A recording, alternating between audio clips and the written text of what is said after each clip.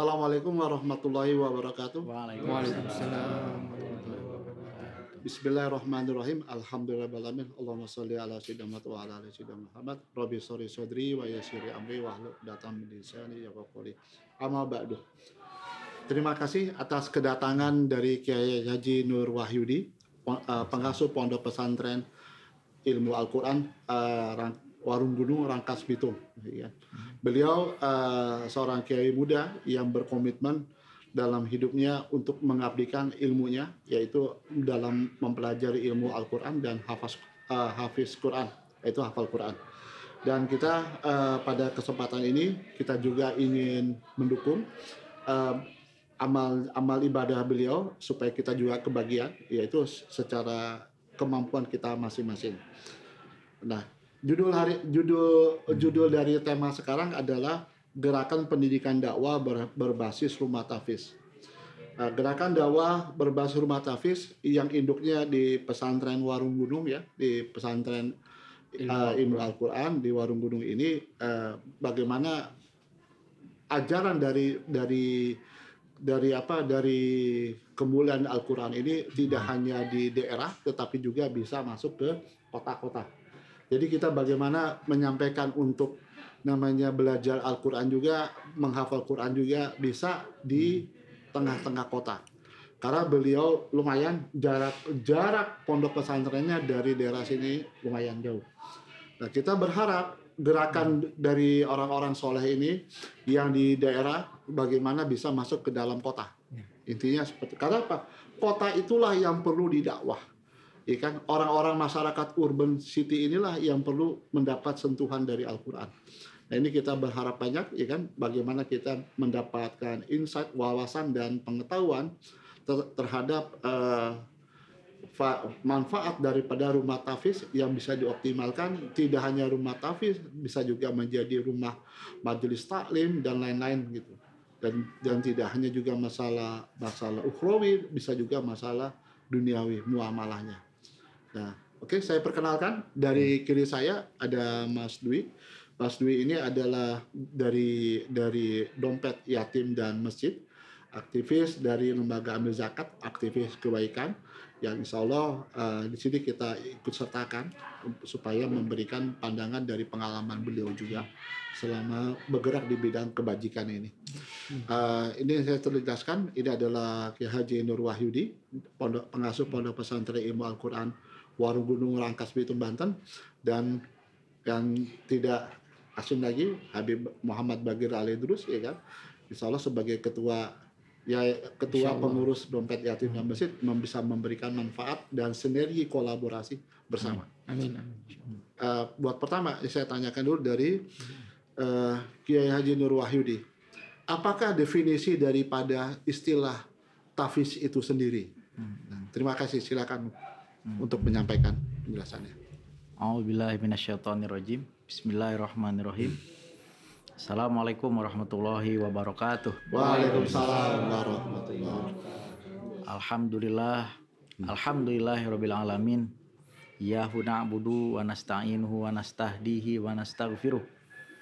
Assalatu wassalamu ala sayyidina wa maulana Muhammadin wa ala alihi wa ashabihi ajmain. Amma ba'du. Allahumma sabit qulubana hidayat, Allahumma sabit qulubana ala ta'atik wa ala dinik. Allahumma ftah qulubana ka futuhil arifin. Allahumma nawwir qulubana bihidayatil yaqin.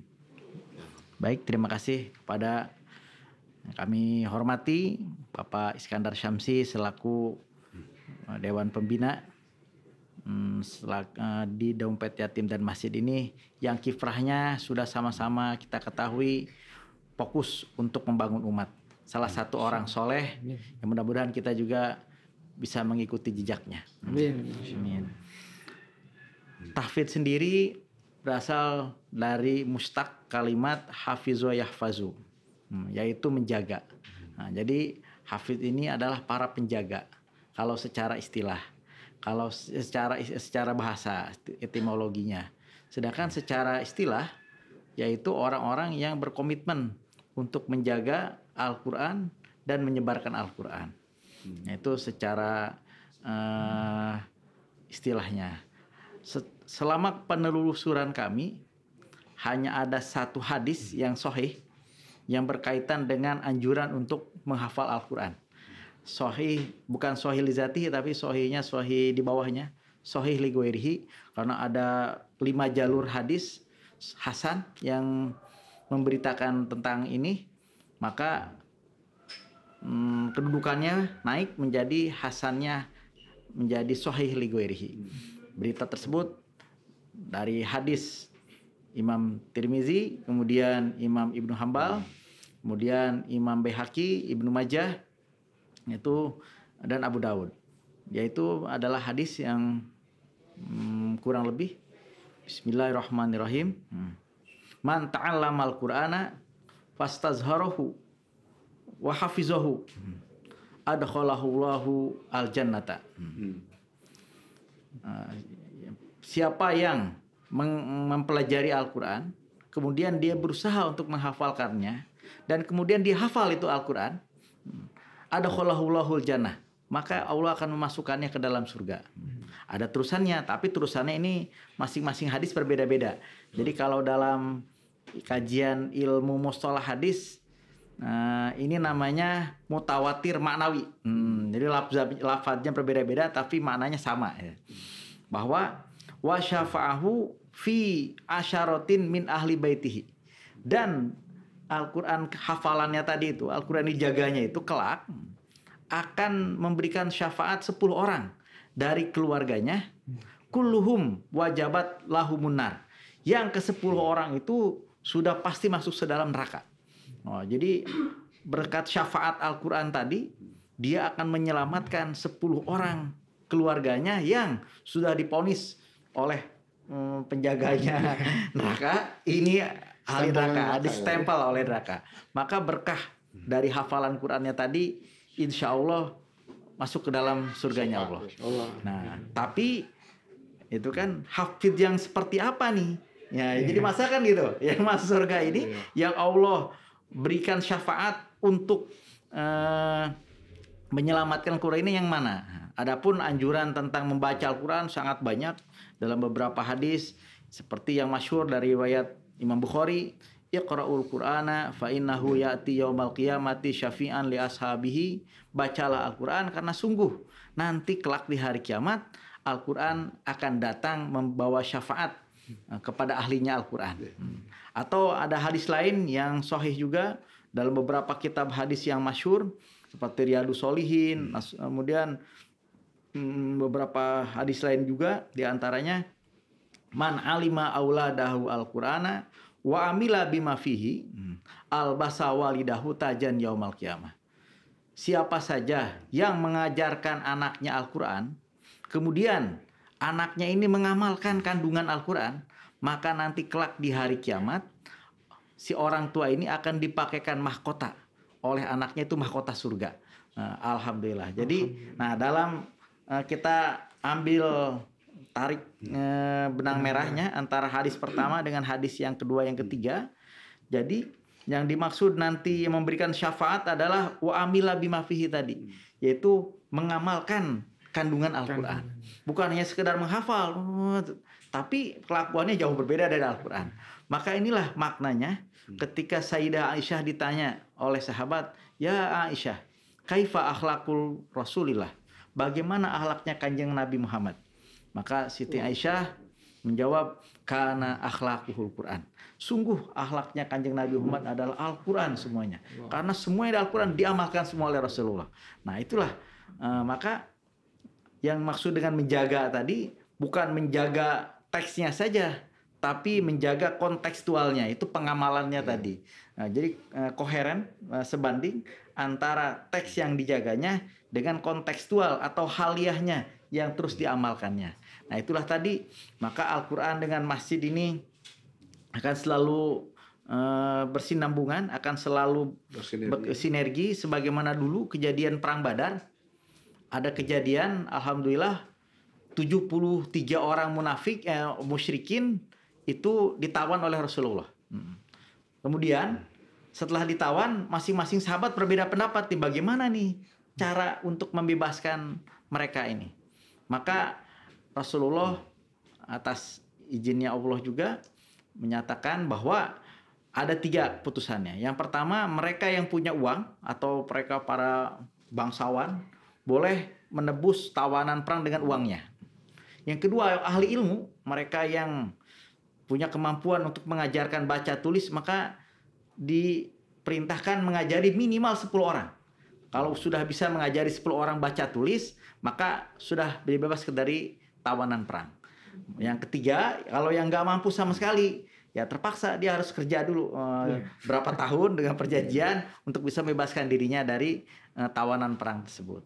Maka kesempatan inilah yang dipakai oleh Rasulullah untuk sebanyak mungkin mengkader para umat dalam literasi Al-Quran. Karena jujur saja tradisi Arab berbeda dengan tradisi di kita. Nah, di tradisi Arab yang namanya baca tulis itu sangat langka. Karena mereka tradisinya menghafal. Maka pertama kali orang Arab lahir, yang kecil-kecil itu, yang pertama kali dipaksa untuk dihafal adalah turunannya. Bahkan sampai Nabi Adam, orang Arab itu betul ini dia harus hafal. Jadi hebatnya hafalan orang Arab itu sebelum menghafal yang lain, mereka dipaksa itu atau diwajibkan untuk menghafal silsilahnya. Bahkan sampai ke Nabi Ibrahim, sampai ke Nabi Adam sekalipun ada silsilahnya. Barulah setelah hafal menghafalkan puisi dan lain-lain. Karena pada masa Rasulullah itu yang paling fenomenal adalah tradisi puisi. Maka dalam Al-Quran wasyu'ara'u yattabi'uhumul ghawun dan lain-lain. Para ahli syair, para ahli puisi dan lain sebagainya. Nah, tradisi menulis Al-Quran inilah yang digalakkan oleh Rasulullah, karena yang namanya hafalan, kalau yang sudah hafal Al-Quran yang meninggal repot.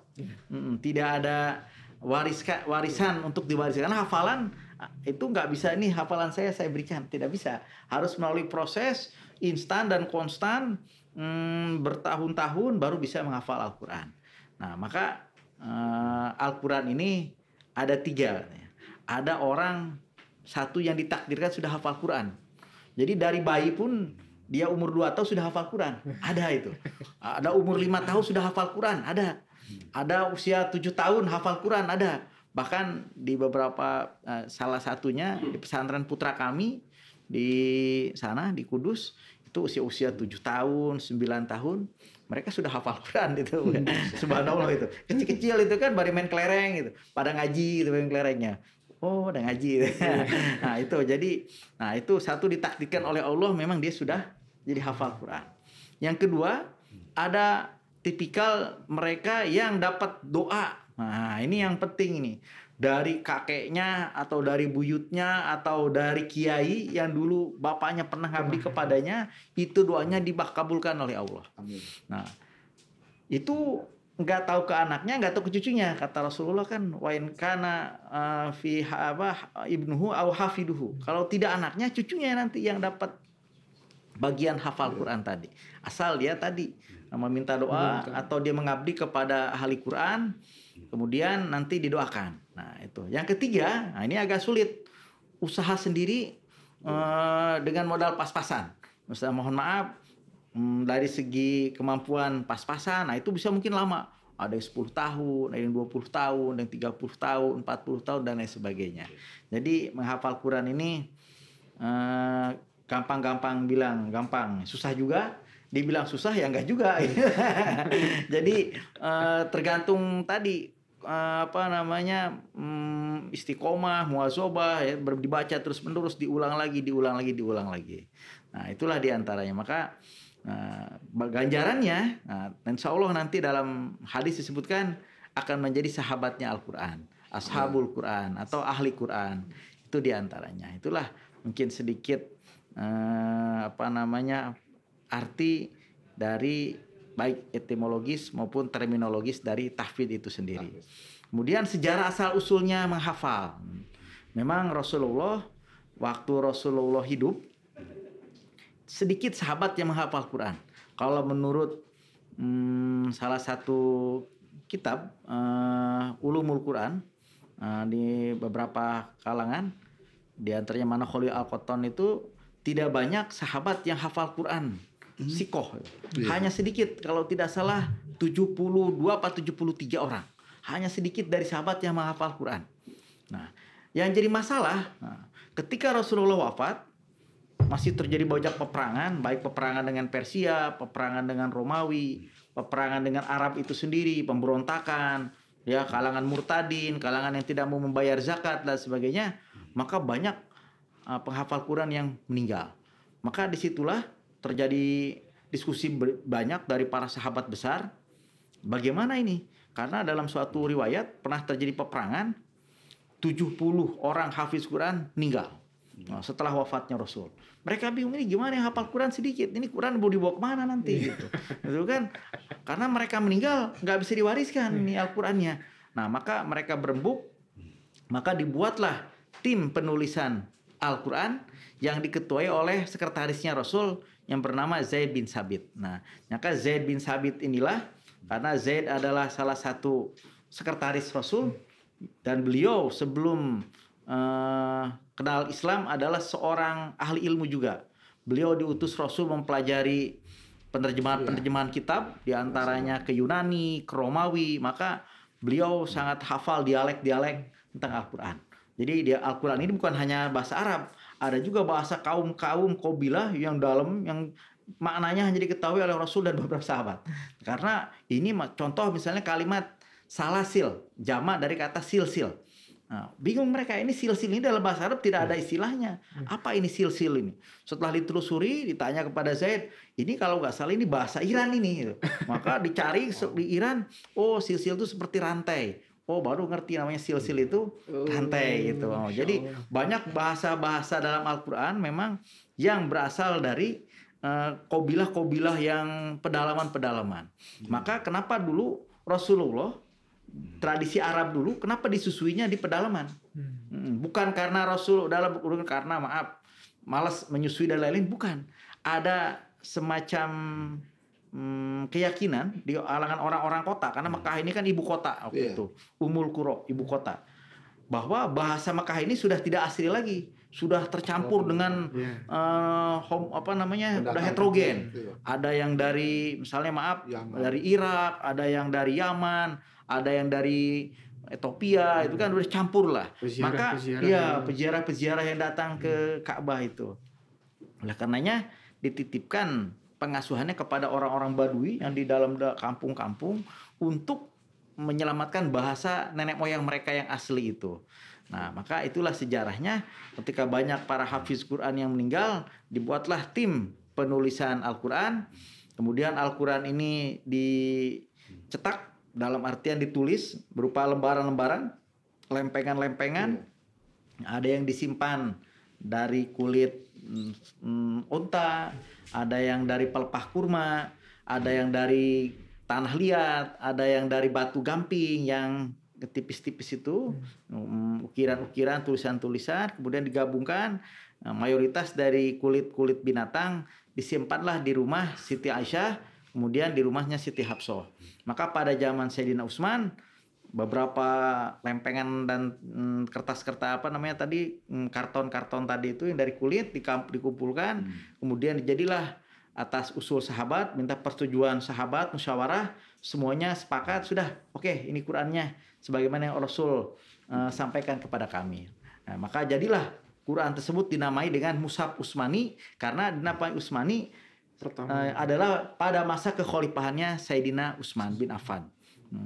Maka setelah itu terjadi, Quran tadi dibagi-bagi ke dalam 6 provinsi besar, di antaranya ke Mekah, kemudian disimpan di Madinah sendiri sebagai arsip, kemudian dikirimkan ke Kufah, kemudian dikirimkan ke Mesir, dikirimkan ke Syam, dan dikirimkan ke Basrah. Itu ada 6 kota utama yang menyimpan mushaf-mushaf yang tadi. Maka setelah bahkan sampai sekarang pun mushafnya itu masih ada ya. Di Museum Madinah, kebetulan dulu pernah ke sana, itu melihat tulisan tangan asli mushaf pada zaman sahabat. Masya Allah. Jadi tidak ada harokat, tidak ada titik, semuanya masih nyatu antara ba, ta, nun, itu sama semua. Hanya orang-orang yang bisa membaca itu yang belajar terutama. Nah, itulah sejarah pengkodifikasian Al-Quran sehingga Al-Quran itu dibukukan dan dihafalkan. Maka banyak berdiri lembaga-lembaga tahfidz atau sekolah-sekolah tahfidz, terutama dari 3 orang guru besar atau bahasa itu profesor Al-Quran. Di Mekah itu Ibnu Abbas.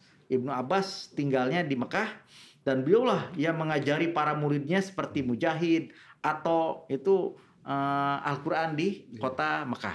Kemudian ada lagi di kota Kufah itu Ibnu Mas'ud atau nama lengkapnya Abdullah bin Mas'ud. Beliau yang mengajarkan Al-Quran di Kufah atau di sekitar Irak kalau sekarang. Ada lagi salah satu sahabat yang mengajarkan Quran juga di Syam. Nah, itu jadi ketiga atau sekarang dinamakan dengan Suriah atau Damaskus. Nah, itulah di antara persebaran nama sahabat-sahabat besar yang mengajarkan Al-Quran itu sendiri. Maka semakin banyak muridnya yang diajarkan tidak hanya Al-Quran, tapi ilmu-ilmunya juga termasuk utamanya adalah tafsir, kemudian cara pembacaan atau bahasa sekarang yang qiraat sab'ahnya dan lain sebagainya. Maka dari situlah alhamdulillah Al-Quran itu terjaga.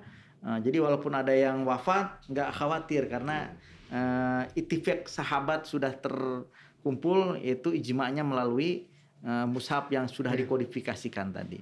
Itulah sejarah singkat tentang proses awal para sahabat menghafalkan Al-Quran. Tetapi memang turunan Al-Quran yang diturunkan berdasarkan asbabun nuzul dengan Al-Quran yang kita terima sekarang berbeda dalam hal urutannya. Contoh ayat yang pertama kali turun misalnya Al-Qadar, Al-Alaq, Iqra bismi rabbikal ladzi khalaq. Tetapi kenyataannya kan Al-Alaq bukan ayat pertama adalah Al-Fatihah, Al-Baqarah itu kan, Al-Imran, An-Nisa dan seterusnya. Tapi Al-Alaq adanya di juz 30, surat 100 ke berapa itu kan jauh.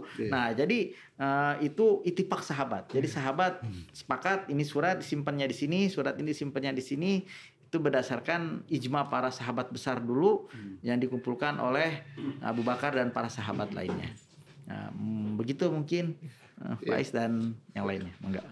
Jadi kesimpulannya bahwa kitab Al-Quran yang kita terima ini yang sebetulnya yang distandarisasi itu tulisannya, ya, harakatnya, tulisannya, karena zaman Nabi itu banyak dicatat oleh sahabat-sahabat yang punya latar belakang yang berbeda-beda ya. Jadi diserempakan di zaman Sayyidina Utsman, bagaimana ini menjadi dikumpulkan semua sahabat, ya kan, bagaimana udah zamannya dibakukan, distandarisasi lah tulisannya, bukan baca, bukan isinya, ya begitu ya kan. Isi tetap terjaga, Allah yang akan menjaganya, dan itu yang sekarang yang kita pakai sampai sekarang ini. Dan itu suatu hal apa? Itulah kekayaan yang luar biasa bagi umat Nabi Muhammad ya, umat manusia ya, yang begitu apa ya, Al-Quran itu misterinya banyak gitu. Makin dibaca, makin ditekuni, makin dipelajari, makin dikaji, makna kedalamannya itu luar biasa. Kalau saya ingat kata Sayyidina Ali bahwa Al-Quran itu kalau ditafsirkan ujungnya itu wajah-wajah itu atau perspektifnya itu banyak sekali. Dan itu yang baik maknawi maupun yang tersurat maupun yang tersiratnya itu menjadi kandungan yang kaya luar biasa dan nggak pernah habis dikaji, dan itu dan itu seluruh zaman sesuai dengan apa yang disampaikan Al-Quran. Nah, ini luar biasa ya. Yang ini warisan yang patut kita pegang, kita pedomankan, kita jalankan, kita amalkan, dan menjadi tidak hanya sekedar bacaan, tidak sekedar hanya tulisan, tetapi juga menjadi tuntunan kehidupan, ya kan, menjadi furqan. Yang saya ingat dari guru saya bahwa Al-Quran itu adalah furqan yang membedakan yang batal dengan yang hak, seperti itu. Jadi isinya ilmu, ya kan. Jadi Al-Quran pun bisa dikategorikan ilmu, ya, kalamullah ya, ucapan-ucapan Allah, bahkan dibahasakan namanya surat. Ini pas saya udah seumur ini baru saya paham mengapa disebutnya surat. ya kan? Surat dari Sang Maha Kuasa, Sang Maha Raja di Raja, Sang yang Maha mencintai kita, Sang Pencipta kita. Karena Al-Ghaib tidak menampakkan dirinya, mengejawantah di muka bumi melalui utusannya. Beliau mengirim surat buat umat Nabi Muhammad, umat manusia. Ya, betapa indahnya seperti itu, ya kan? Bahwa Tuhanmu tuh ada, ya kan? Karena Allah Al-Ghaib itu, Allah tidak menampakkan atau mengejawantah di muka bumi ini kecuali melalui utusannya dari golongan malaikat dan golongan manusia. Dan itu pun apa? Melalui apa? Wahyu. Melalui apa? Wahyu itu bisikan yang nggak kita mendefinisikan spektrum bisikan Allah di sini ini nggak bisa cuma kayak bisik ini, banyak yang kita akal manusia pun sangat terbatas. Ada bisikan kelembutan di dalam hatinya, ya kan? Ada dalam pikirannya, ada disampaikan melalui malaikat Jibrilnya, ya kan? Ada diterima langsung. Ini masya Allah, subhanallah. Ini luar biasa dari kandungan Al-Quran yang di ayat tersebut juga disampaikan, di Al-Quran itu juga disampaikan bahwa Al-Quran ini apabila ditulis dan ditafsirkan sebanyak tinta di lautan dan sebanyak daun-daun di muka bumi, 7 kali tambah 7 lagi, nggak selesai-selesai. Jadi kan ini menunjukkan bahwa ini surat dari Sang Maha Pencipta kepada makhluknya. Ini luar biasa ya, subhanallah. Itu gambaran tentang kehebatan, kemuliaan dari surat-surat dari Sang Maha Pencipta kepada hamba ya, kepada makhluknya. Jadi kalau bahasanya agak indah itu seperti itu. Jadi nggak kaku ya.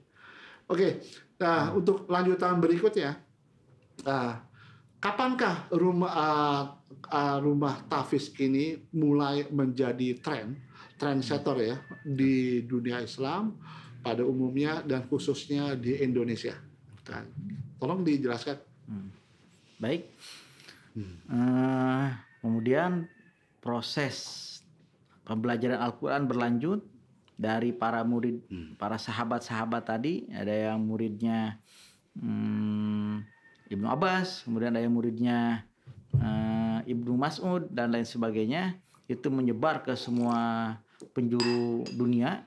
Ada yang ke Spanyol, ada yang ke India, ada yang ke Cina, ada yang ke bahkan mungkin ke Indonesia dari zaman dahulu. Cuman tadi kelemahannya memang karena dulu belum ada percetakan Al-Quran, jadi proses penghafalan Quran itu agak ribet, agak rumit. Nggak sembarangan orang bisa menghafal Quran. Karena mereka yang hafal Quran itu, contoh gurunya ngajar, kemudian gurunya membaca 1 halaman. Setelah membaca 1 halaman, ditulislah oleh murid-muridnya. Setelah ditulis, kemudian tulisan tadi dibawa ke gurunya, guru ini, yang tadi guru ini. Nanti dikoreksi tulisannya sama gurunya. Ini salah, ini betul. Ya. Kemudian setelah betul, baru dihafalkan. Kemudian besoknya seperti itu lagi, terus seperti itu lagi.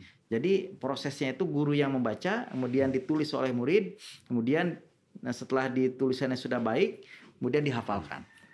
Barulah jadi dulu mereka yang sudah hafal Quran dan sudah ditasih oleh gurunya lah yang boleh menulis Al-Quran. Jadi hanya sedikit ulama Indonesia yang punya catatan Al-Quran. Contoh diantaranya yang punya adalah Mbah Soleh Darat, diantaranya ada mushafnya Soleh Darat di Semarang tuh yang tulis penulis gurunya R.A. Kartini. Kemudian juga beberapa raja-raja, karena dulu Indonesia ini terdiri dari banyak kesultanan, mereka memiliki Quran karena kodinya itu diantaranya adalah harus hafal Quran. Di antara syarat kodinya itu. Jadi banyak kerajaan-kerajaan yang menyimpan file atau arsip dari Al-Quran masing-masing. Kemudian, ulama Indonesia yang masyhur menyebarkan Al-Quran atau mendirikan pesantren Al-Quran di Indonesia adalah Mbah Munawir yang ada di Krapyak, Yogyakarta. Beliaulah yang terkenal mendirikan pesantren Al-Quran di Indonesia, dan sejak saat itu Al-Quran menjadi masif disebarkannya. Sekitar pertengahan abad 19 atau tahun 1800 sekian. Kemudian oleh murid-muridnya dikembangkan dan dikembangkan lagi sampai sekarang. Setelah adanya percetakan Al-Quran, dimulai di Eropa, di Jerman, di Inggris, kemudian di Spanyol, menyebar percetakan Al-Quran sampai ke Indonesia, maka semenjak saat itulah banyak berdiri pesantren-pesantren Al-Quran. Nah, kemudian karena banyak pesantren-pesantren Al-Quran, otomatis yang mereka yang mempelajari Al-Quran adalah yang fokus di pesantren saja. Bagaimana dengan mereka yang tidak di pesantren? Bagaimana mereka yang tinggal di luar? Mereka juga ingin untuk mempelajari Al-Quran. Maka didirikanlah tadi semacam lembaga-lembaga tahfidz, seperti kalau di Jakarta dulu tahun 71 Ibrahim Hussein pernah jadi ketua MUI. Beliau mendirikan lembaga yang namanya PTIQ, alma mater saya juga, Institut Perguruan Tinggi Ilmu Al-Quran. Itu ketua MUI Pak Ibrahim Hussein, kalau tidak salah tahun 71 berdiri mulainya, itu tahun proses digagasnya sebelumnya. Nah itulah dari situ banyak menyebarkan lagi ya. Maka semenjak saat itu banyak lembaga-lembaga kecil, kelompok-kelompok yang mendirikan lembaga-lembaga tahfidz, tapi belum familiar, belum terkenal banyak. Banyak pesantren-pesantren tahfidz, banyak sekolah-sekolah tahfidz bermunculan. Kemudian mulai masif ini tahun 2000-an awal ini ada banyak rumah tahfidz, diantaranya juga turut disumbangkan jasanya juga oleh Pak Yusuf Mansur. Ustadz Yusuf Mansur ini beliau juga banyak mendirikan rumah-rumah tahfidz. Tapi di belakang Pak Ustadz Yusuf Mansur ini saya tahu banyak kawan-kawan kami alma mater dari PTIQ yang menjadi timnya Ustadz Yusuf Mansur ini. Itu yang banyak ide-idenya disaring, kemudian ditangkap oleh Ustadz Yusuf Mansur, dan banyak juga rumah-rumah tahfidz yang berdiri. Cuman masalahnya tadi, apakah setiap rumah tahfidz itu gurunya bersanad atau tidak, kita nggak tahu juga itu. Di situ masalahnya. Tapi semangatnya oke lah, kita akui semangat untuk membumikan Al-Quran, semangat untuk menggeluti Al-Quran, untuk menjadi pecinta Al-Quran sudah sangat besar di Indonesia ini, alhamdulillah. Maka di antara profesor Al-Quran yang sekarang profesor tafsir yang ada, itu di antaranya Pak Quraish Shihab, itu dosen kami juga di PTIQ. Itu beliau tadi wujuhnya, kalau misalnya hari ini menerangkan Fatihah, selama 40 hari beliau menerangkan Fatihah, setiap hari pasti berbeda. Menerangkan tafsiran Fatihahnya aja. Jadi hari ini menerangkan ini, besok tentang ini, pasti setiap hari berbeda terus penafsirannya. Nah itu diantara kejeniusan beliau, indah dalam mentafsirkan Al-Quran. Nah jadi setelah tahun 2000-an inilah banyak menjamur rumah-rumah tahfidz yang ada di Indonesia ini. Nah cuman mungkin ada tadi beberapa kendala. Rumah tahfidz ini terkesan eksklusif sekarang ini. Betul. Kebanyakan eksklusif, satu nggak mau bergaul dengan masyarakat, jadi merasa dengan menghafal Quran ini sudah dijamin masuk surga. Gitu. Kemudian setelah dijamin nggak mau ngapa-ngapain lagi, nggak mau membantu tetangga, nggak mau ini, nggak mau itu, eksklusif gitu. Nah ini yang harus diperbaiki melalui gerakan DYM ini. Kami berharap tadi untuk saling berbagi, itu saling bantu, karena ini belum selesai. Kan mereka lupa wa amila bima fihinya belum selesai. Karena mengamalkan Al-Quran itu bukan setelah dia hafal kemudian diamalkan sekali dua kali doang, sampai akhir hayat pun harus diamalkan. Karena kalau kita membaca Al-Quran kan afala takilun, afala tazakarun, itu kan ya ulil albab, ya ulil absor, ya ulinuha. Wah, semuanya adalah mengajak untuk berpikir, mengajak untuk menggali Al-Quran. Bahkan banyak salah tafsir akhirnya tentang Al-Quran ini. Jadi contoh, mohon maaf, ada beberapa kalangan itu kan, karena dia merasa hafal Quran, dia tidak mau hormat bendera Indonesia itu kan. Padahal dianggapnya karena hormat ke bendera sudah tidak hormat lagi nih kepada Allah, karena hormatnya kepada bendera. Padahal itu salah tafsir. Inilah belum selesai sebetulnya. Maka gerakan-gerakan ini, mohon maaf, ini sudah banyak yang karena dari luar negeri sudah masuk juga era keterbukaan, banyak salah paham, banyak salah kaprah dalam memahami dan mengamalkannya ini. Maka kita harus kembali dulu kepada sejarah para ulama yang menyebarkan di Indonesia, bagaimana Dulu para wali songo juga tidak berbenturan dengan budaya juga. Iya. Toh sama-sama juga niatnya kan semuanya mencapai ridho Allah, semuanya pengen mendapat rahmatnya Allah, itu kan. Cuman caranya ini jalannya yang harus kita luruskan. Maka mudah-mudahan dengan gerakan dakwah ini melalui rumah tahfidz akan dibuat shelter-shelter, rumah-rumah tahfidz, tetapi walaupun mereka menjaga Al-Quran, mereka juga membantu tetangganya. Kemudian mereka juga di situ menggalakkan pengajian majlis taklim, ada belajar kitab-kitab syariahnya, fikih-fikihnya dikaji, karena sungguh fikih itu kan adalah buah dari penafsiran Al-Quran.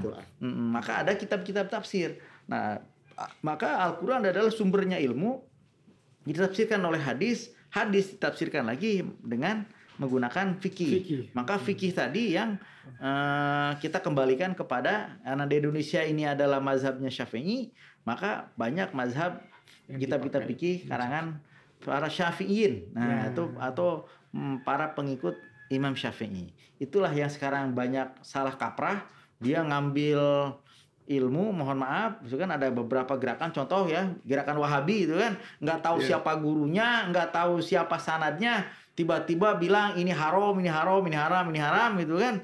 Kalau kita bilang kamu yang ngaharimin dari mana, itu kan nggak tahu juga dia ini sejarahnya. Padahal guru-guru kami yang sanadnya sampai kepada Rasulullah tidak mengharamkan juga seperti itu.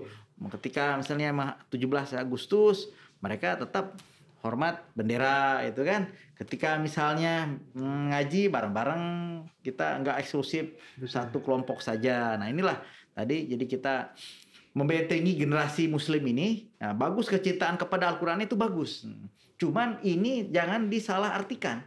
Banyak orang yang menyalahartikan ini. Wah, ini kesempatan ini. Akhirnya masuklah beberapa isme-isme ke Indonesia ini, sehingga berbenturan tadi antara yang sudah baik sebelumnya dengan suatu yang mengkafirkan ABCD, sehingga mohon maaf banyak rumah-rumah tahfidz juga, maaf, pesantren apa namanya itu, jadi kelola oleh Wahabi tadi, yang akhirnya menjadi sarang terorisme juga. Akhirnya kita ketahui beberapa penggerebekan ya terjadi itu gara-gara tadi salah tafsir itu.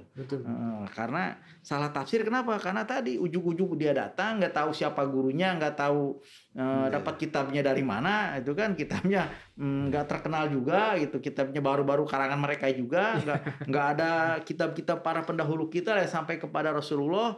Kalau di Indonesia ini sebenarnya sudah apik dalam menjaga tradisi keilmuan, Pak Is.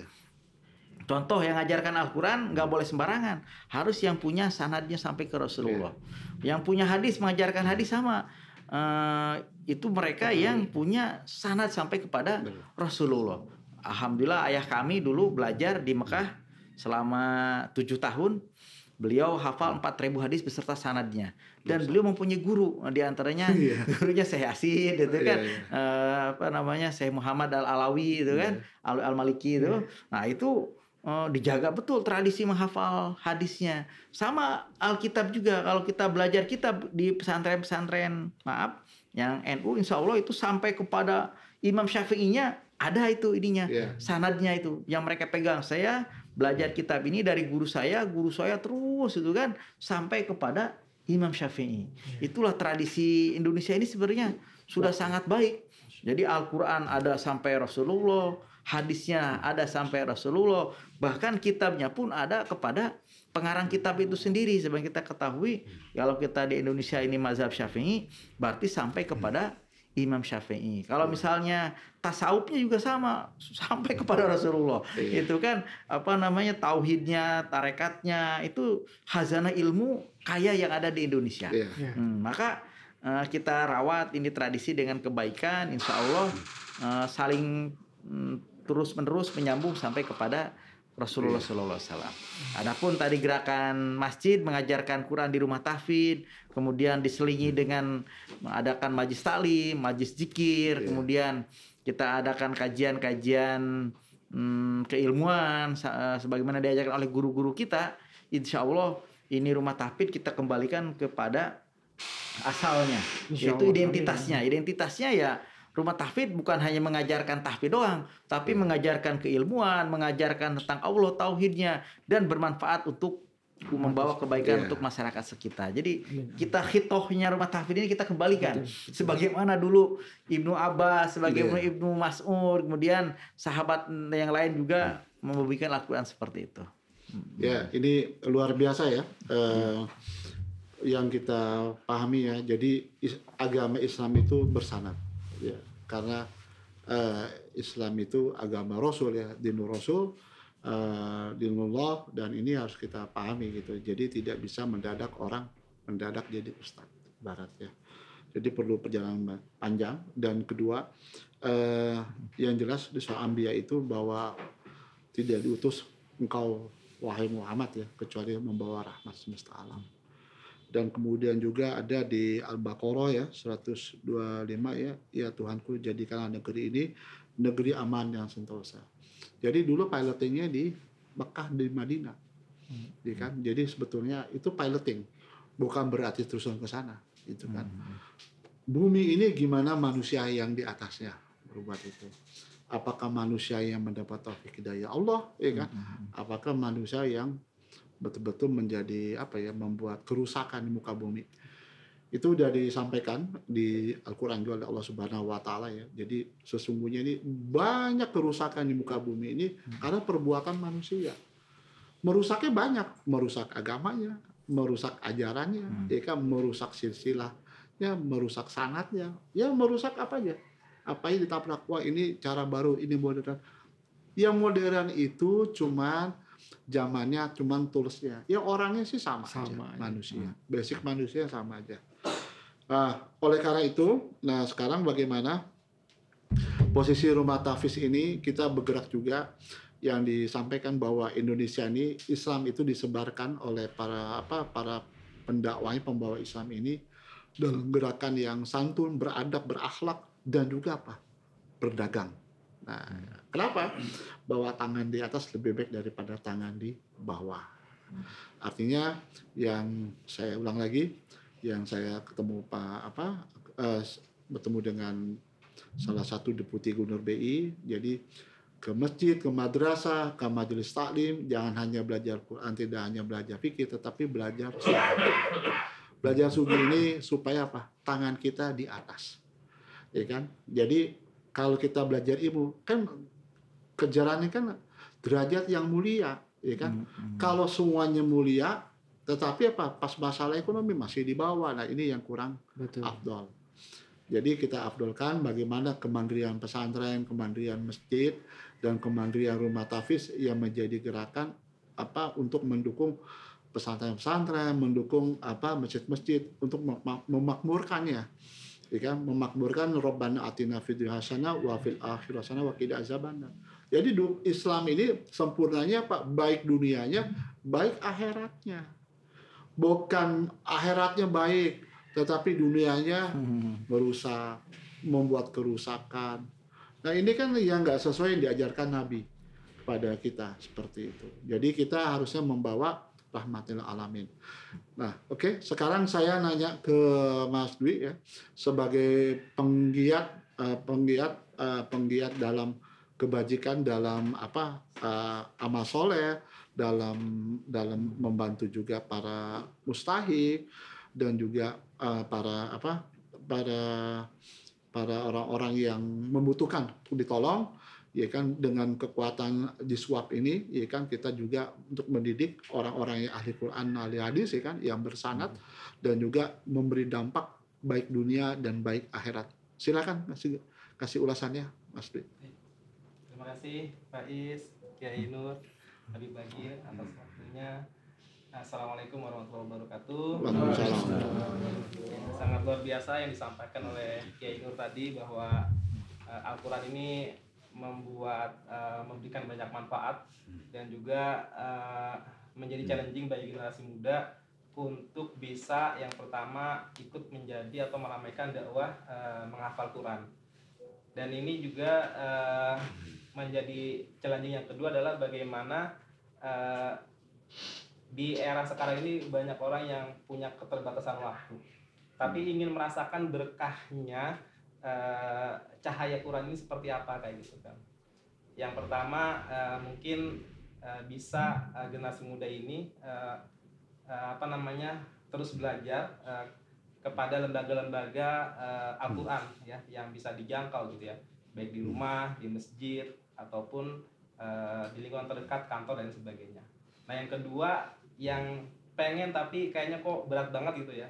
Nah ini Dompet Yatim dan Masjid ini punya satu program ya, program rumah tahfiz, dan ini mungkin dengan ikut berkolaborasi dengan Dompet Yatim dan Masjid, insya Allah teman-teman nanti akan bisa merasakan keberkahannya gitu ya. Karena keberkahan dari para penghafal Quran ini bukan hanya dirasakan oleh penghafal Quran, lingkungan sekitar, keluarga dan sebagainya, tapi juga orang-orang yang bisa membantu nanti akan mendapatkan keberkahannya. Amin. Mungkin nggak seberapa besar ya bagi generasi muda yang bisa memberikan infak sedekah atau wakafnya gitu ya. Mungkin 10.000, 5.000, atau mungkin sekarang juga teman-teman sudah punya kebiasaan dengan kopi kekinian gitu kan. Ya mungkin harganya juga 20.000 ke atas gitu kan. Ini kan sangat mungkin kalau misalkan dalam waktu 1 minggu disisihkan gitu ya, disisihkan 1 minggu 1 cup aja gitu untuk bisa ikut berpartisipasi, berkontribusi, beramal di Dompet Yatim Masjid kayak gitu. Dan ini sangat kerasa gitu ya, ini akan sangat kerasa. Mungkin sekali kita membantu belum terasa, 2 kali membantu itu belum terasa. Tapi kalau misalkan ini dijadikan sebuah amalan yang rutin gitu ya, mungkin akan terasa di 1 bulan, 2 bulan, 3 bulan. Ya mungkin yang masih jomblo belum dapat jodoh gitu kan, dibukakan kemudahan untuk dapatkan jodoh gitu. Amin. Amin. Yang mungkin kuliah kok sampai 6 tahun nggak lulus gitu kan, diberikan kemudahan gitu kan. Nah ini sebuah siar dakwah yang harus didukung, di backup oleh semua golongan gitu ya, termasuk generasi milenial, zilenial gitu ya, bahwa Al-Quran ini ternyata punya impact yang luar biasa gitu. Punya impact yang luar biasa, bukan hanya bagi para penghafal, pengajar, tapi juga kepada orang-orang yang ikut mensupport gerakan dakwah menghafal Al-Quran ini kayak gitu. Dan alhamdulillah Dompet Yatim punya program tadi rumah tahfiz, kedepannya akan kita siarkan di Tangerang Selatan, dan insya Allah kita berkomitmen ya Pak Is, untuk bisa membangun 100 rumah tahfiz. Amin. Jadi ini pendukungan dari sobat semuanya gitu ya. Dan ini yang paling menjadi challenging juga bagi kami di Dompet Yatim dan Masjid adalah tadi disampaikan oleh Kiai Nur, bagaimana penghafal Quran ini bukan hanya menghafal tekstualnya saja gitu kan, tapi juga kontekstualnya. Jadi bukan hanya ngaji tapi juga mengkaji gitu ya. Nah ini yang akan mungkin ke depan rumah tahfiz ini juga akan menjadi pusat dari bagaimana para pembina tahfiz ini bisa menuangkan berbagai macam pikirannya, sehingga benar-benar para penghafal Quran ini nggak jadi nggak tercetak menjadi generasi radikal mungkin gitu. Nah, betul. Ini kan yang dikhawatirkan sekarang seperti itu. Jadi karena punya semangat hijrah yang sangat luar biasa gitu ya, punya semangat ingin mengenal secara secara energik gitu ya. Akhirnya generasi teman-teman ini, sahabat-sahabat ini salah pilih komunitas gitu ya. Akhirnya yang tadinya ingin hijrah baik gitu, malah jadi mungkin salah tujuan lah gitu ya. Nah ini mudah-mudahan dengan DYM gerakan bersama, dan kita akan bisa memberikan kontribusi terbaik. Amin. Amin ya Pak. Mungkin itu. Ya, terima kasih Mas Dwi. Jadi simpulannya dari Mas Dwi itu bagaimana semuanya ikutan. Menjadi kontributor kebaikan. Ya. Jadi menjadi agen-agen kebaikan, mendukung para yatim, para duafa, para tetangga kita yang mungkin kurang mampu ya, untuk belajar Al-Quran, dan bagaimana juga dia mencintai negaranya. Seperti itu. Bagaimana kita jadikan bahwa kebaikan itu mudah, simply, sangat sederhana. Seperti itu. Enggak bertele-tele, enggak terlalu banyak kajian bahasa kitabnya, sederhana. ya kan? Bahkan dengan senyum aja sudah termasuk ibadah. Subhanallah. Jadi Islam ini sangat mudah untuk apa? Mendapatkan pahalanya dengan senyum, dengan bersikap baik, dengan memperhatikan, ya kan? Dengan memberi semangat, bahkan dengan doa yang orang lain pun nggak tahu bahwa itu sudah kita doakan. Seperti itu adalah amalan yang disukai Allah Subhanahu wa taala. Jadi betapa kita jadikan bahwa untuk berbuat baik itu mudah. Insya Allah hadirnya aplikasi masjid itu, ya kan, menjadi salah satu jawaban untuk membuat sesuatu yang baik itu yang kita sederhanakan dan itu bisa kita lakukan dimanapun dan kapanpun. Nah sekarang kita dengarkan dari Habib Bagir ini bagaimana rencana dari Dompet Yatim dan Masjid ya untuk rumah tahfiz ini. Ada juga situ ada usaha serambi ya, usaha serambi masjid. Ya moga-moga itu semua nanti tetap kita akan sentralisasikan ke masjid seperti itu, ya kan? Pesantren ke masjid, ya kan? Rumah tahfiz ke masjid. Dan masjid itu menjadi apa? Menjadi pusat peradaban untuk sentral. Kebaikan, jadi sentral kemakmuran dunia dan kemakmuran akhirat. Silakan. Ya, Insya Allah. Terima kasih Kang Is. Jadi alhamdulillah, wasyukurlah wa ni'matillah. Saya ingin cerita sedikit aja gitu, Pak Kiai. Jadi kalau tadi kan Kang Is panggil saya Habib gitu. Kalau tradisi kami memang sebetulnya dulu penghafal Al-Quran semua gitu. Ya, itu dia. Cuman kayaknya saya disesatkan sedikit gitu. Jadi ngapalinnya ayat-ayat yang lain gitu. Ayat-ayat codingan gitu. Jadi ya, tapi Masya Allah. Alhamdulillah Allah menggerakkan kita kembali ke jalannya gitu. Dan Alhamdulillah kita diketemukan gitu. Kita dipertemukan semua. Jadi kita bisa membuat program ini, program rumah tahfiz gitu. Jadi kalau saya ngelihat itu rumah tahfiz itu kayaknya itu ada 3 tipe kan gitu. Memang. Ada rumah tahfiz itu yang memang diem-diem aja gitu kan, nggak kelihatan. Kadang-kadang nggak usah lewat di jalan gitu kan, lihat ini kok rumah tahfiz gelap banget depannya gitu. Gitu ada apa di dalam kan? Ada rumah tahfiz itu yang betul-betul modern banget gitu kan. Sampai saya bingung kadang-kadang dia cuma ngejual DVD aja, PDF download gitu kan, bisa ini udah bisa hafal ini dengan cara ini misalkan gitu. Luar biasa ini gitu kan. Tapi ada yang ketiga ini yang kita harapkan bersama, yang kita bangun gitu. Yaitu rumah tahfiz yang betul-betul bersanad tadi kan gitu. Jadi harapan kita Pak Kiai dan semua yang di pondok itu yang memang mempunyai sanad, mempunyai keilmuan yang betul-betul sampai ke Rasulullah, itu turun gunung kan gitu. Kalau saya diskusi dengan Kang Is, kebanyakan mereka ngumpet aja nih kan gitu. Jadi alhamdulillah bisa bersama-sama kita mendekat di kota, karena memang urbanisasi itu luar biasa pergerakannya, dan itu bisa bercampur aduk lah gitu kan. Jadi yang tadinya hak jadi batil, yang batil jadi hak gitu. Jadi nggak jelas semua gitu. Makanya insya Allah dengan program rumah tahfiz bersama Dompet Yatim dan Masjid, nanti kita akan programkan rumah tahfiz itu yang betul-betul berdakwah, itu tidak hanya sekedar masalah ukhrawinya gitu. Tidak hanya masalah vertikalnya aja. Jadi kita ngomong muamalahnya juga, horizontalnya. Jadi kita mengembangkan society di sekitar dari rumah tahfiz itu, dan kita berkolaborasi juga dengan masjid-masjid gitu. Kemudian kan rumah tahfiz itu sebetulnya kan rumah pergerakan gitu. Karena yang berada di rumah tahfiz itu harus punya visi misi, itu memang dia harus menjadi relawannya, volunteernya Allah kan gitu. Betul. Karena dia di awal sudah dididik, dia harus menjaga Al-Qur'an gitu kan gitu. Jadi dia sudah punya visi misi itu. Nah, dari situlah kita bisa menggerakkan gitu untuk bersama-sama dengan masjid itu berkolaborasi untuk mengembangkan komunitas atau ekosistem di sekitar masjid jamaahnya. Itu kira-kira Kang Is mau ditambahkan.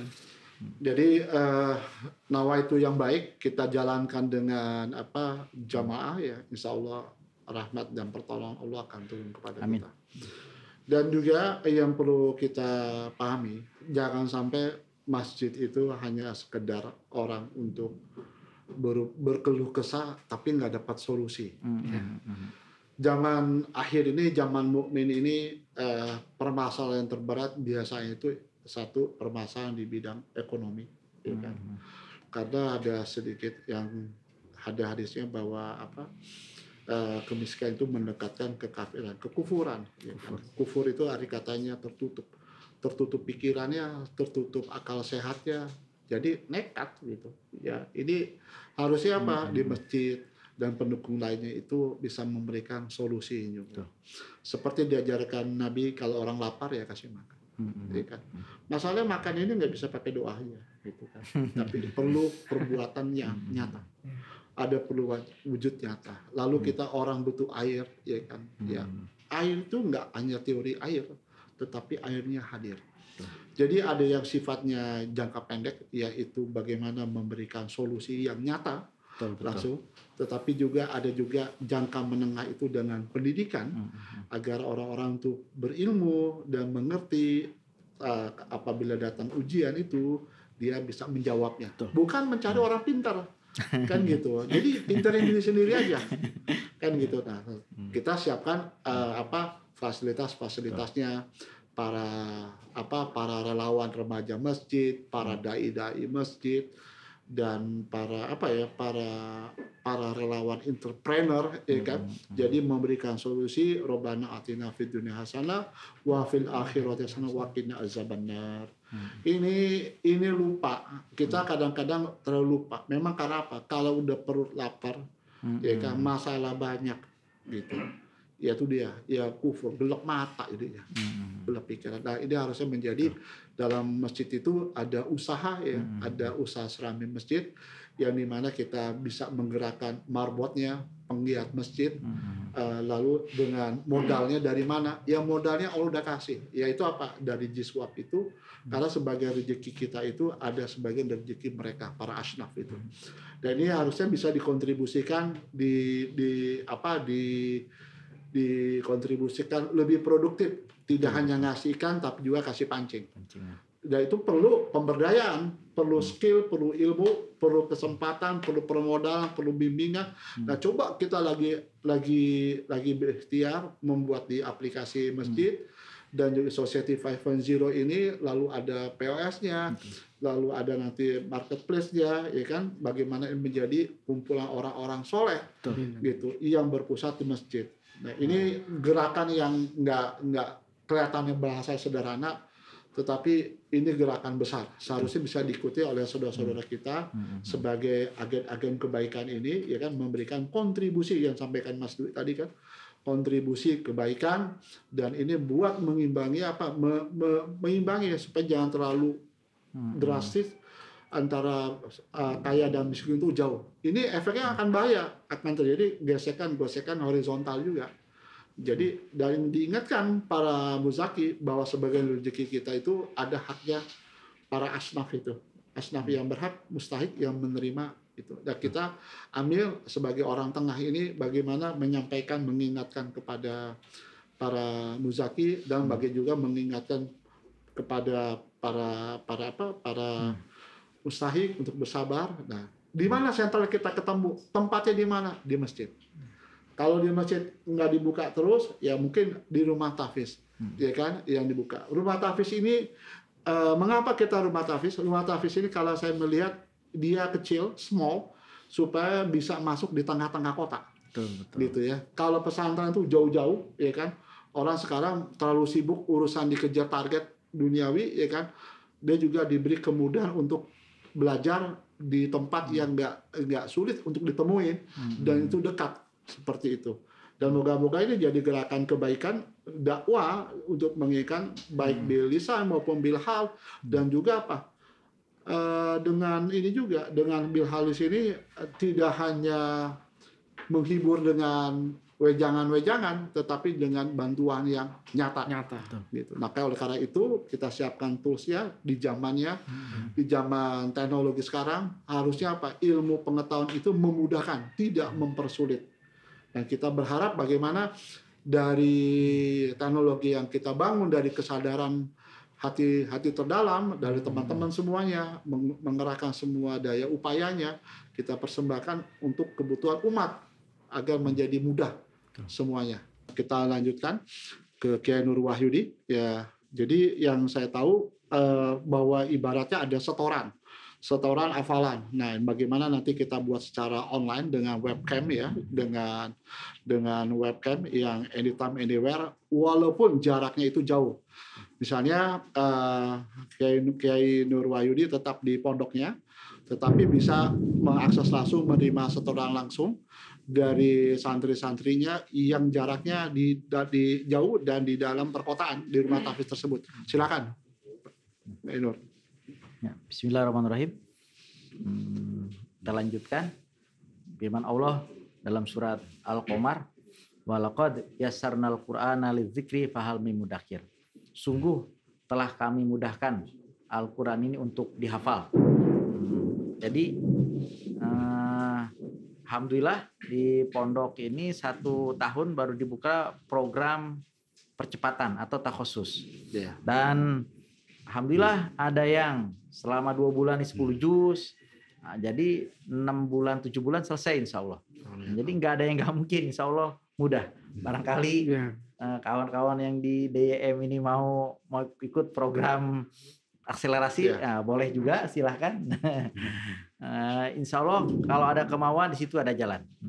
Tidak ada yang tidak mungkin, asal mau berusaha, asal mau ya bersusah payah sedikit lah untuk mengulangi hafalan, diulangi dan diulang. Nah, kami alhamdulillah memberikan respek positif terhadap setoran melalui Zoom meeting ini atau melalui webcam dan lain-lain. Mudah-mudahan nanti story-nya bisa sehari 2 kali, bisa pagi dan bisa sore. Kita luangkan waktu untuk adik-adik yang jauh, yang di rumah, silahkan yang mau mencetorkan hafalannya. Nah, insya Allah itu bisa direalisasikan. Alhamdulillah.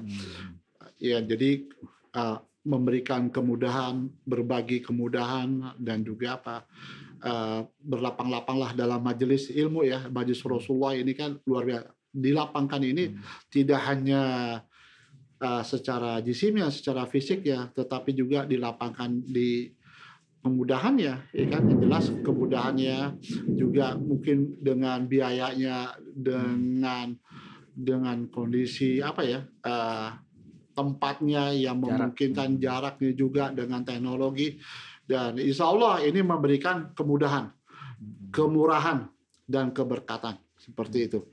Jadi tetap kita semangat kepada adik-adik kita yang yatim dan kepada saudara-saudara kita yang duafa bahwa pertolongan Allah itu dekat ya, dan sudah saatnya kita bertahun tolong menolong dalam kemelaratannya, tolong menolong dalam kesempatannya, tolong dalam saling menguatkan, saling bantu, saling berbagi. Nah, ini yang poinnya harus kita ambil, dengan teknologi memudahkan kita untuk berbagi. Ya kan? Berbagi ilmu, berbagi rezeki, berbagi kesempatan, dan berbagi waktu. Walaupun jaraknya itu menjauh, tetapi sebetulnya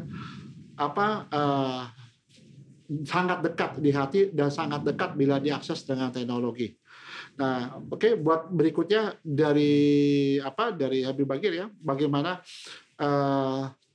bagaimana kita menghimpun semua kolaborasi kebaikan ini menjadi harmoni kehidupan yang mendatangkan rahmat Allah, ya kan, mendatangkan kemudahan, kelapangan dan kemakmuran dunia akhirat melalui teknologi yang sedang digagas ini. Silakan, waktu tepat. Terima kasih Kang Is. Jadi Masya Allah ini. Jadi dari Pak Kiai tadi sudah bilang bahwa sebenarnya artinya secara hukum, secara fikih syariat itu tidak menyalahi kan. Tidak. Ya, jadi jika kita dalam proses menghafal itu, tahfiz itu, kita tidak berada secara fisik di situ misalnya. Nah, jadi artinya apa? Artinya rumah tahfiz itu sudah ready, sudah siap untuk menerima teknologi kan begitu. Jadi nanti Kang Is bilang bahwa rumah tahfiz ini nanti bisa mengkolaborasikan berbagai macam ekosistem di sekitarnya, termasuk masjid itu. Kemudian kita hubungkan itu semua di dalam ekosistem aplikasi masjid gitu. Jadi nanti idenya di aplikasi masjid itu sebetulnya bisa terkoneksi juga dengan rumah tahfiz gitu. Artinya apa? Artinya apapun nanti terkait kegiatan yang ada di rumah tahfiz itu bisa diakses melalui aplikasi masjid juga bagi jamaahnya misalkan, bagi murid-muridnya yang ada di situ. Gitu. Kemudian kita bicara rumah tahfiz itu terkait produktivitasnya. Ini kan rumah itu harus ada penghasilan gitu. Di mana-mana rumah itu harus ada penghasilannya. Karena kalau sekolah mungkin kita mikir nggak perlu penghasilan, ini ada belajar aja gitu. Tapi kita sebut rumah, jadi harus ada pemasukannya. Jadi rumah ini harus kita bekali juga dengan usaha di situ supaya ustadznya itu bisa mandiri di situ. Kita bekali dengan teknologi, dengan aplikasi usaha serambi masjid. Itu adalah aplikasi untuk produktivitas. Jadi bisa berjualan sambil berjualan di situ. Banyak yang bisa dijual buat ustadznya yang ada di rumah tahfiz itu, bisa berjualan jual pulsa, top up e-money, atau bahkan bisa membuka rekening di situ, tabungan gitu. Jadi artinya banyak yang bisa kita gali dari rumah tahfiz itu, kita produktifkan. Jadi yang belajar, yang menghafal itu bisa tenang karena tidak perlu memikirkan hal-hal yang lain. Kemudian yang mengajar itu juga bisa tenang juga gitu, karena pasti punya kebutuhan terhadap mungkin keluarganya kalau yang sudah berkeluarga. Kemudian terkait teknologi, bagaimana tadi Kang Is yang sampaikan mendekatkan yang jauh itu tadi. Nah, artinya kita harapkan nanti di setiap rumah tahfiz yang akan kita bangun di program kita, itu kita sudah membekali dengan, pertama itu pasti dengan teknologi internet kan gitu, yang dengan bandwidth yang lumayan cepat, supaya apa? Supaya kita bisa memasang di situ teknologi video conference-nya gitu. Entah itu mungkin menggunakan Zoom meeting atau teknologi yang lain gitu. Kemudian nanti di situ bisa kita bikin virtual classroom juga, Pak Yai gitu. Jadi dengan virtual classroom itu harapannya mungkin nggak cuma setoran itu, kita bisa kembangkan lagi, misalkan belajar hadisnya, fikihnya dan lain-lain di situ. Artinya apa yang tadi Kang Is sampaikan itu, jadi kita punya pengalaman lah kemarin di COVID itu, bagaimana susahnya kita untuk bertemu kan gitu ya. Jadi kita juga mempersiapkan hal itu di rumah tahfiz ini supaya bagi calon murid atau calon santri yang ingin belajar itu merasa diringankan bebannya, mudah. Jadi melangkah itu dengan mudah gitu. Dan insya Allah mungkin saya juga akan mendaftar Pak Kiai gitu yang pertama. Saya ingin belajar lagi Pak Kiai. Gitu kan kira-kira Mangga. Ya. Yang tadi disampaikan, dan jangan lupa ya belajar juga, kita belajar Al-Qur'an, belajar fikihnya, belajar hadisnya, dan belajar sugihnya. Sugihnya juga. Karena kesempurnaan agama Islam ini baik dunianya dan baik akhiratnya. Dan tangan di atas lebih baik daripada tangan di bawah. Satu kebaikan dibalas dengan minimal 10 kebaikan. Artinya apa? Fastabil khairat, berlomba dalam kebaikan. Ini kan sebetulnya Allah sudah menyampaikan bahwa dunia ini diciptakan tidak sia-sia. Nah, sebagai ladang akhirat ya kan, untuk subhanaka, dan ini kesempatan kita untuk beribadah, karena tidak kuciptakan jin dan manusia kecuali buat beribadah. Dan ibadah itu, berubudiyah itu, mengabdi itu hanya pada saat kita ada di dunia. Kalau udah di dalam bumi alias udah dikubur, udah gak bisa lagi. Dan perlu dipahami juga, dan banyak yang menyesal pas saat mati menghadap kepada Allah, minta balik dari ke bumi untuk bisa bersedekah. Jadi yang sedekah ini kita mengingatkan ya, watasobihak kepada para muzaki yang diberi kelonggaran rezeki, ya kan, tetapi juga diberi kesempitan dalam beribadah. Ayo kita longgarkan lagi, yaitu dengan cara berbagi kepada yatim, kepada para duafa, orang-orang yang doib, kepada fisabilillah dan asnaf yang memang telah diajarkan oleh Nabi kita. Nah, ini moga-moga di bulan Ramadan yang baik ini, di bulan Maulid ini, membawa berkah buat kita semua, memberikan taufik hidayah ya, agar gerakan ini menjadi gerakan kebajikan dunia akhirat. Jadi memakmurkan masjid dunia akhiratnya, dan memakmurkan lingkungan masjid, ya kan, dan semua solusi dunia dan akhirat itu bisa ditemui di masjid. Nah, ini sesuatu gerakan memakmurkan ini betapa luar biasanya kan begitu. Kalau andai kata ya tadi, kalau orang dia tahu fadilah dari sedekah itu, bahwa itu apa, orang yang mati pun nyesel kalau kurang sedekah. Seperti itu. Kenapa? Sesungguhnya 3 hal yang setelah mati itu terus menerus yang nyampe. Jadi ada investasi akhirat yang sampai ke akhirat.